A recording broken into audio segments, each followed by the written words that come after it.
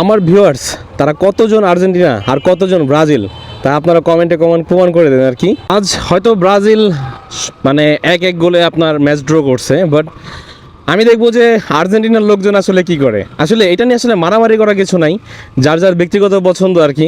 তাই বলে যে আপনারা যে একটা জার্সি বা আপনার একটা পতাকা যেইভাবে আপনারা মানে রাস্তায় ফেলে রাখেন বা যেভাবে আপনারা কুৎসিতভাবে দেখেন, আসলে ভাই এটা কিন্তু একটা দেশকে অপমান করা হয়, আর সেটা কিন্তু একেবারে উচিত না।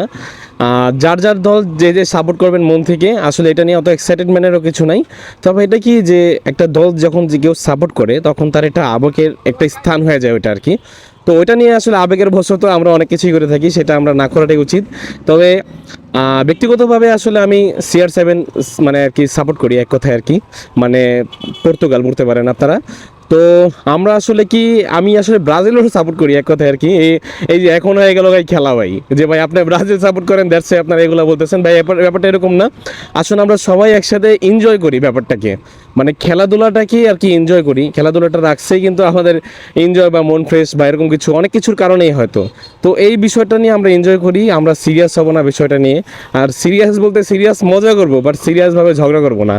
তো যাই হোক, রাস্তায় এখনও আর্জেন্টিনার পতাকা একটাও দেখি নাই, বাট একটা ব্রাজিলের পতাকা সামনে উঠতেছে। যাক, জিনিসটা দেখে ভালো লাগলো যে না, আমার সাপোর্টার হয়তো এই পাশে একটু বেশি, এরকম হতে পারে আর কি।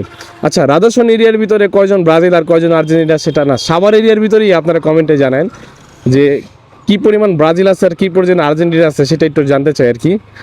আর এই আর কি, আর আপনারা উত্তেজিত হবেন না দয়া করে, সবাই একটু কন্ট্রোলে থাকবেন, মারামারি করবেন না, কাটাকাটি করবেন না, এই আর কি। আর অন্যের দেশকে দয়া করে আপনারা কেউ মানে তুচ্ছ করবেন না। দেখেন, মানে খেলাধুলা করতেছে আর্জেন্টিনা ব্রাজিল, বাট ওই দেশটাকে তো আপনার তুচ্ছ করার কোনো প্রয়োজন নাই, তাই না? যে ওই দেশের পতাকা নিয়ে তো আপনার অধিকার নাই যে আপনি ওই দেশের পতাকা নিয়ে আপনি মানে রাস্তায় ফেলান, পারান বা আপনার কুত্তাকে পরান, মানে একটা আছে না যে অপমান করা আর কি, সেটা কিন্তু ভাই একটা দেশবিরোধী হয়ে যায় একদম ডাইরেক্ট এক কথায় আর কি। মানে এরকম হতে পারে ভাই, এগুলো এখন একদম যুদ্ধের পর্যায়ে চলে যেতে পারে। আপনি একটা দেশের, আপনার দেশের নামে যদি কেউ অপমান করে তাহলে আপনি কি করবেন ভাই?